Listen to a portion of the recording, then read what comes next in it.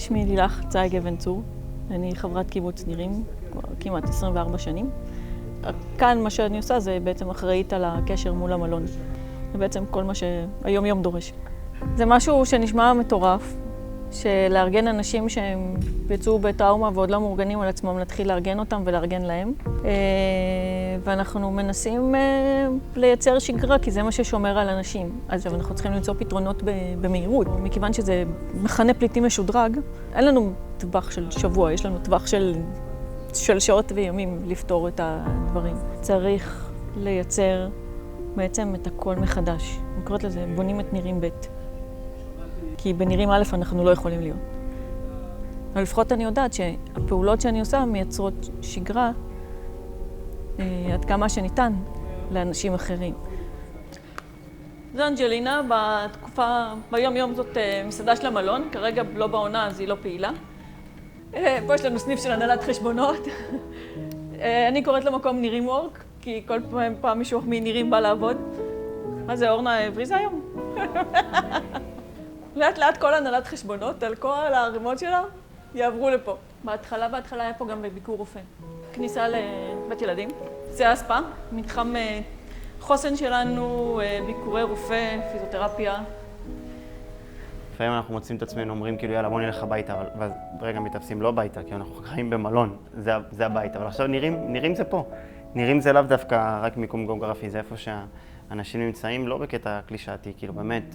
כנגד, יש צוות טיולים שבקיבוץ היה מארגן טיולים, אז עכשיו הוא מארגן פה טיולים, כאילו היה פה מלא טיולים. יש אנשי חינוך שדואגים לילדים, אז במקום לעשות את זה בקיבוץ, עושים את זה כאן. יש מי שדואג לגיל השלישי, במקום לעשות את זה שם. פשוט ממשיכים לקיים אותו כאן. אנחנו כרגע באילת, המלך שלמה.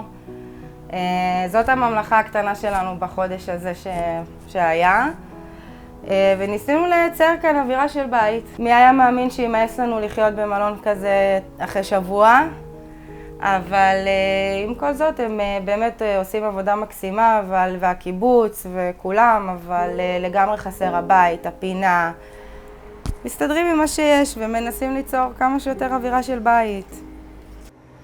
מתנדבים ומתנדבות שלנו ועוזרים במלון, זה גם חלק, גם כדי שלאנשים יהיה מה לעשות, אבל גם כאות הכרת תודה למלון שמארח אותנו, זה לא מובן מאליו. עזרתנו הצנועה בקיפול וגיהוץ. הנה, הגיעה עוד עבודה, או זה גם מלוכלך פה? זה שם למכונה עכשיו. הבנתי. זה קצת מלא. זה לא מלא מדי, תגידי לי? הוא אומר שזה 60 קילו. ואני חושבת כל הזמן על חנה. כל יום שישי היא שלחה לי הרי שבת שלום, ועם מדבקה, כן. היא לימדה אותי איך להכניס את המדבקה למחסן של הסמארטפון. ומאז היא שלחה לי גם שבת שלום ביום שישי, ומדבקה, תמיד. אוי, פיג'מה. זה שם מישהו גדול מאוד. פשוט לא מרגישה שאני פה בחופש נופש, אני מרגישה שאנחנו במלחמה וצריך להחזיק מעמד. מה שהכי קשה, האי ודאות, ומתי אפשר לחזור לקיבוץ. מה יקרה? אף אחד לא יודע מה יקרה. אני לא יכולה להגיד מה יקרה בעוד יומיים. לא יודעת מתי אני אחזור הביתה. אני יודעת שהבית שלי נפגע. שהתקרה בחדר של הבן שלי, יש לי חור בתקרה בחדר של הבן. אני יודעת שהחלון במטבח שלי שבור. אני לא יודעת איך אני אחזור, מתי אני אחזור הביתה, ובאיזה מצב הבית שלי יהיה כשאני אחזור.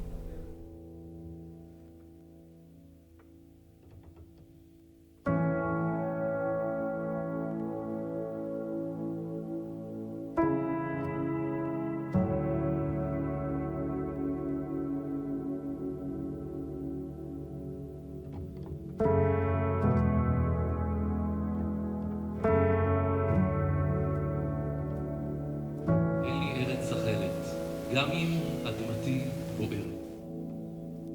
אני חייבת לחשוב על כאן ועכשיו ולעשות אותו, ולהאחז בתקווה ולהאחז בעשייה, כדי שלפחות הכאן ועכשיו יהיה כמה שיותר טוב בתנאים שיש עכשיו.